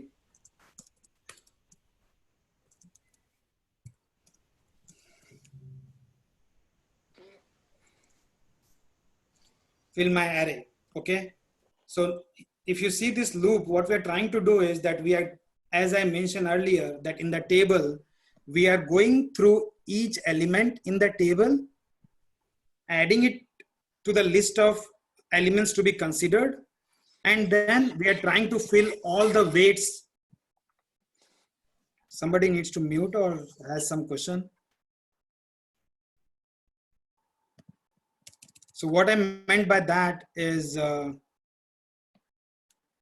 this thing, right? I had this table, so my weight was varying here, and then this was my n, right? So this is my table. So this outer for loop, what it's doing is, as I said, that I want to find this guy, this particular, what is the value in this particular rectangle. So what we will do is we will consider these two elements, and we want to consider whatever the weight is right here. So 0, 1, 2, 3, 4, right? So I want to find out for weight 2 And by considering these two elements, what is the maximum value I can get, right? Same applies for other places, like for this place, right? I want to find the weight 3 by considering all the elements of the array. Okay, and if I go to this guy, so what I want to do is I want to find this weight 4 by considering only the one element of the array, only this array, this particular element of the array. Okay, so this is what my these two for loops are doing, where outer one is it's trying to consider each and every element one by one, and then it's trying to fill the row wise, it's trying to fill for each weight what is going to be my maximum value in the knapsack. Does that make sense?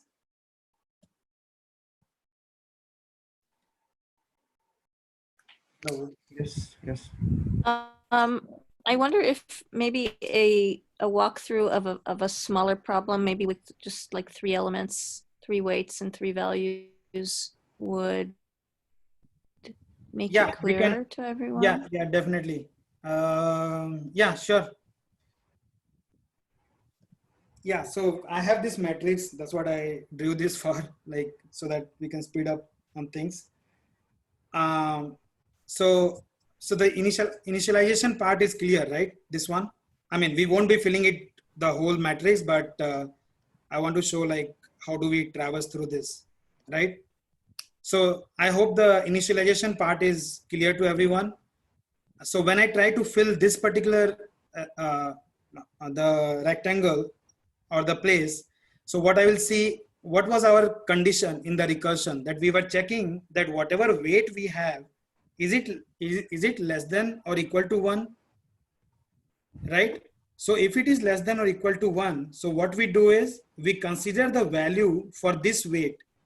So for weight 1, and if I want to calculate that my target weight is also 1, so the corresponding value, this is in limit, so the corresponding value 5 will be considered. So in my val, it will have 5. Does that make sense? Because 1 minus 1 is 0, 0 less than or equal to, just remember our if else condition. So what we are saying is that if our weight, whatever weight I'm trying to consider, if that is less than or equal to my, whatever the required weight is, just consider its value. So we consider the value for 1, which is 5. Okay. And put that 5 in the cell, because next time you will use it. Exactly. And then when we come to 2, so what we are going to do is, so the other, again, the math.max will come into picture here again, that whatever we are getting from the top, is it higher than what we are calculating now? So whatever we calculated now is 5, but from the above row, we have a value of 0, so which is max. So 5 is max. So I put 5 here. Okay. I mean, it will be more clear when we go to the next next element, or like weight 2, but just filling up this row. Now what we are doing is, now we have weight 1 and we want to get to weight 2, right? And we only have 0 and weight 1 in our array for now, right? So what it will do is, it will again say, okay, so the weight 1 can satisfy the condition. So what we do is, I have 2 as my target weight, and from the array I got a weight to be 1. This is a small w just to represent the weight array. So now I do 2 minus 1. That means I can consider this weight because my weight 1 is less than or equal to 2. So I can consider this, and whatever is the leftover, which is 1.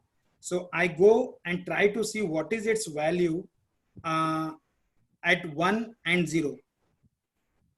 So basically, I should have had I and j also here, so it would be more easy, but I will go to this position and see what is the value for weight 1 and 0. What is the value? It's 0, right?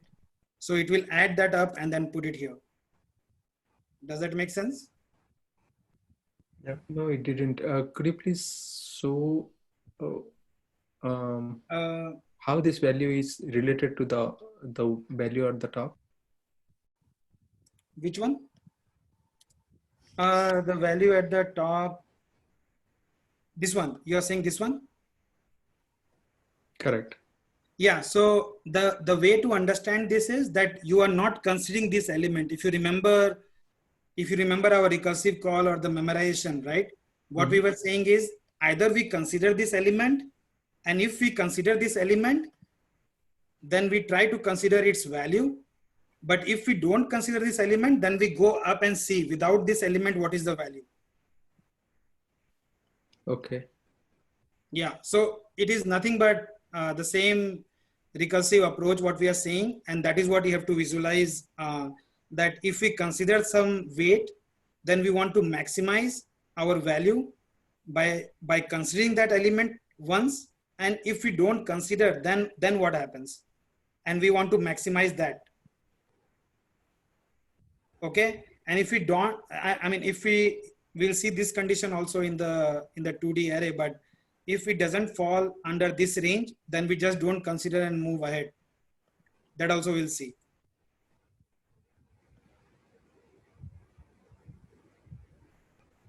So the best way to visualize this is that we are filling in this second row and then we have 0, 5, right? I mean, just to relate things. So we have 0, 5, and I want to fill this.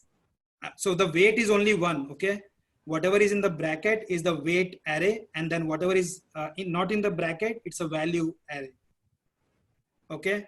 So what we are saying is I want to collect, my knapsack can take weight 3, okay, by just having 0 and weight 1. So again, you will just consider weight 1 and this will be value 5. This will be value 5.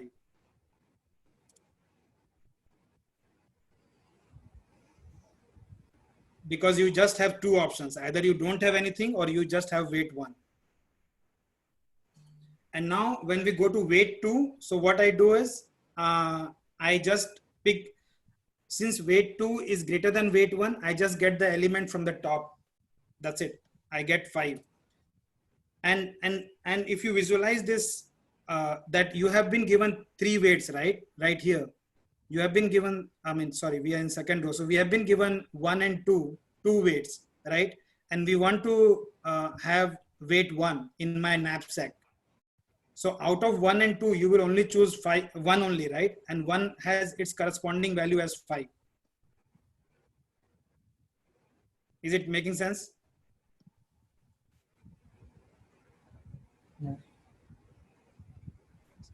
So this is how you fill this matrix. And Do then the next cell. The next cell is probably hopefully more interesting. okay, sure. So maybe you want to talk about it. No, so what I'm understanding from you is, so let's say the current weight limit is 2, then we have 2 options.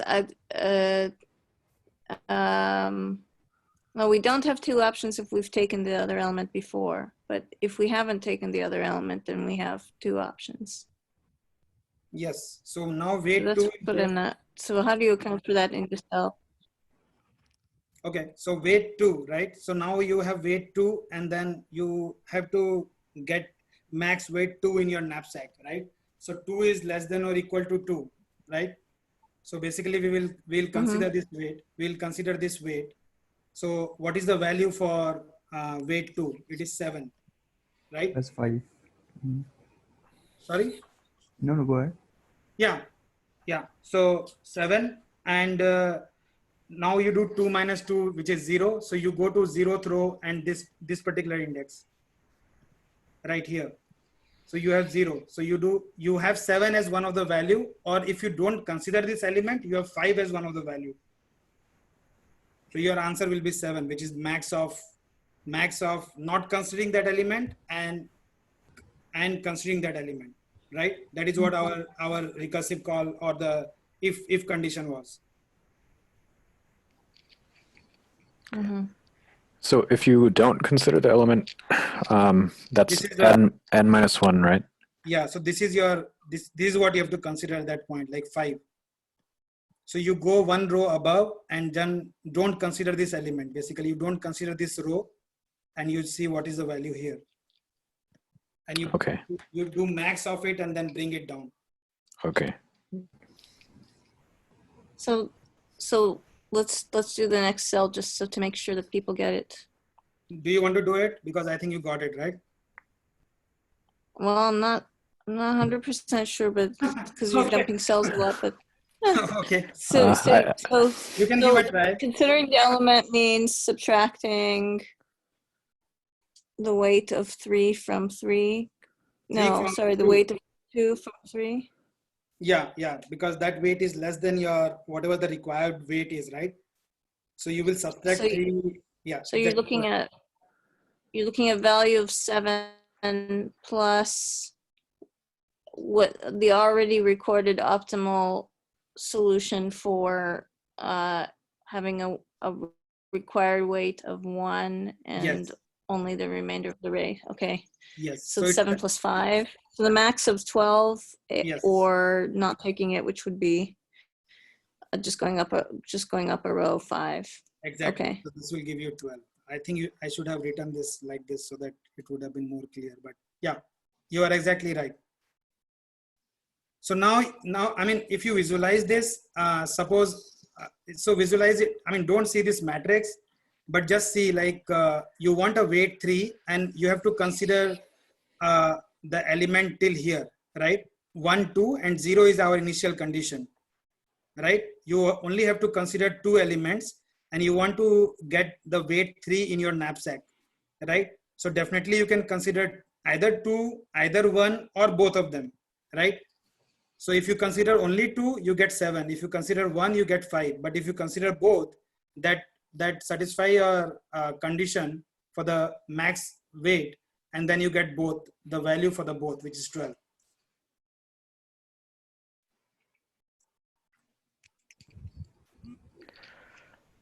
Okay. So any more question? I mean, I don't want to go through this matrix, though I have worked out this matrix right here, and this is my answer. So if you see, we have a 12 here, and it keeps on going. Yeah, I mean, if you run through that same logic, what we did in recursion and memorization, you will get to the answer 20. So, I guess kind of going back to like one of the very first questions, like comparing these two approaches, to me, the recursive plus memorization approach like seems much easier to come up with than the like coming up with the DP array. Is there any disadvantage of using like the recursion plus memorization approach, like from an interviewing perspective? I but don't while think so. implementing, you will Yeah, run out of memory in stack. There will be some problems when you use that top-down approach, recursion plus memorization. You will run out of space. But Well, potentially, right? Like that. yeah, but for here like you a are large not enough. using any stack here, so you'll always it will work for all the problems bottom up. Yeah, I believe as long as we know our basics, like we can compare things, that's what is going to come down to. Yeah, but it's not easy to go with a DP approach directly unless you know the problem. Yeah, in interview we shouldn't go directly with bottom up. Otherwise, that shows that you have by-hearted the problem. Yeah, exactly. Mm. So basically this approach just guarantees that we are minimizing our stack of function calls. Well, yeah, because Avoiding stack. there's no recursion in this. Yeah, We're yeah. just like 2 for loops. Right. Mm. But that's top down is will work in most of the problems. Some of the problems only will have run out of space. Yep. Yeah, it depends on the input as well. Exactly. Yeah. Okay, so I think we are What out did of the they time. told us that Are we good? a limited size for Thank learners God. anyway, so. Just a minute. I just wanted to check on this. Like we are already out of time. Are we good continuing this session or? Next week we can. Yeah, actually I had a lot of problems to cover. Like I have that subset sum and equal subset sum. I don't know if Bhavesh or somebody Vivek is in the call. Like we basically we can do the another session. Yes. Okay. Okay. Even if we continue, we won't be able to solve both of that, right? It might take some time. Yeah. So, Yeah. I mean, they are pretty much the same approach, but yeah, I mean, it will take time to get into a discussion and all. Right. So let me stop recording. Yeah. And just before, I'm not sure if you already did, but I wanted to just whatever approach we discussed just now, I wanted to just quickly talk about the code for that. Yeah, just give me 2 minutes. So basically what we are doing is, if you remember, this is the code which I already had. So I am doing an initialization, and then just have a look at it, and then it will make things more clear in terms of, I mean, it will make things easy. That is what my idea is, that we are trying to follow a pattern and it's falling under a pattern. That's what I'm trying to emphasize more. So what I'm saying is, as I said, like I'm doing some initialization for my array, and then I'm just running 2 loops. The one which I was writing in the other page, where I'm running a loop for the length of the array, okay, and then I'm running the loop for the weight of the array, like starting from the 1. And if you see again, is the same condition like we used in recursion or memorization, okay. And as we were talking, that if we don't consider that element, pick the 1 row above. So I'm doing I minus 1, right? So for that particular weight, which is j, because j is my weight, okay, for that particular weight, just pick the element from the 1 above row. That's it. And if it satisfies the condition, you just do the same thing, math.max, and then you consider that element's value, okay, and then you subtract the weight. So basically that's what we were discussing, that you subtract the weight and pick the element from wherever you have subtracted the weight from, like 3 minus 1, 2. So you go 1 row above and then pick that value which we have already calculated in the table, because we are coming from in the row, we already calculated the row above, right? And it's the same thing, like this code is pretty much the same thing. I just replaced n and w with I and j. That's it. All the w is replaced with j and all the n is replaced with I. That's it. And it's the same code. Okay. Any questions before we close on the recording?